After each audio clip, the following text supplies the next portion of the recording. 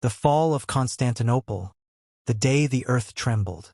In the early hours of May 29, 1453, Constantinople, the majestic city that had stood for over a millennium, was eerily silent. Its ancient walls, bathed in pale moonlight, bore the scars of weeks of relentless bombardment.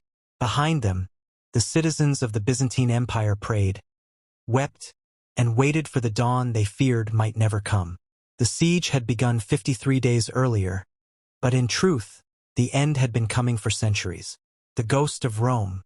Constantinople was more than just a city. It was the soul of the Eastern Roman Empire, the last bastion of what once was the greatest civilization on earth.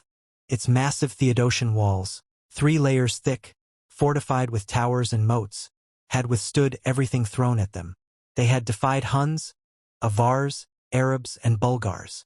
But now, they faced something else, the calm before the storm. Inside the city, Emperor Constantine XI stood with barely 7,000 defenders, Greeks, Genoese, and even a few Venetian volunteers. The odds were impossible. Yet still, the emperor refused to surrender. He walked the ramparts, encouraged his soldiers, and led prayers inside the Hagia Sophia, the grand cathedral that had seen emperors crowned and empires consecrated. The people of Constantinople whispered stories of miracles. Some claimed to see angels on the walls, others heard ghostly chants echoing through the streets. But faith alone would not stop what was coming. The siege begins. On April 6th, the first cannon roared. It was not just a sound. It was a tremor, shaking the soul of the city. For days, Mehmed's forces hurled fire and steel at the walls. Yet the Byzantines, desperate and brave, fought like lions. Night after night, they repaired breaches by torchlight, dodging arrows and cannon blasts. Mehmed, frustrated, ordered an audacious maneuver. He would bypass the great chain blocking the Golden Horn by hauling ships over land. In a single night, his forces dragged more than 70 ships across greased logs and launched them behind enemy lines. The city was being strangled. Signs and shadows. On May 22nd, a lunar eclipse cloaked the night in darkness. Panic gripped Constantinople. The ancient prophecy declared that the city would fall under a moon of blood. Priests marched through the streets carrying icons. Others whispered that the Virgin Mary had turned her face away from the city. Inside his chambers, Emperor Constantine wrote his final letters. He knew the end was near but refused to flee. "I am a Roman," he told his council. "I will die with my city." Meanwhile, Mehmed prepared for the final assault. He promised his soldiers 3 days of looting if they took the city. On the 27th of May, the call went out, prepare for the final blow. The last stand. In the early hours of May 29th, 3 waves of Ottoman troops charged the walls. The first wave fell, then the second.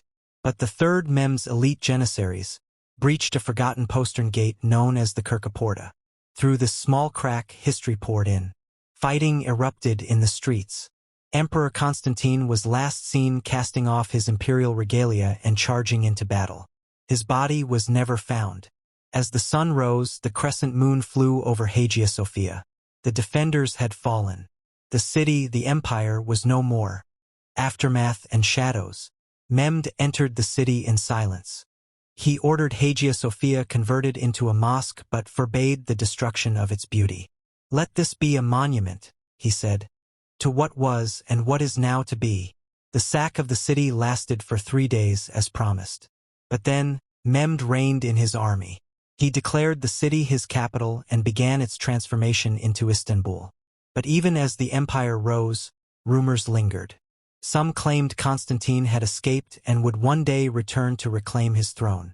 Others swore that deep beneath Hagia Sophia, a hidden chamber held relics of the ancient empire, waiting for the right moment to awaken. And still others told of a final miracle. That just as the Turks breached the inner sanctum of the Hagia Sophia, a blinding light filled the dome, and a mysterious monk vanished into the walls, never to be seen again. Epilogue, Echoes of Empire. The fall of Constantinople sent shockwaves across the world. It marked the true end of the Middle Ages. Christian Europe, horrified, looked for new trade routes to the east, leading eventually to the discovery of the New World. It also ignited the Renaissance. Greek scholars fled west, bringing ancient texts and ideas with them. And the Ottoman Empire, rising from the ashes of Byzantium, would dominate 3 continents for centuries.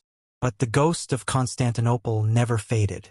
Beneath the stones of Istanbul, the whispers of the past still stir, because when an empire dies, its shadow lingers.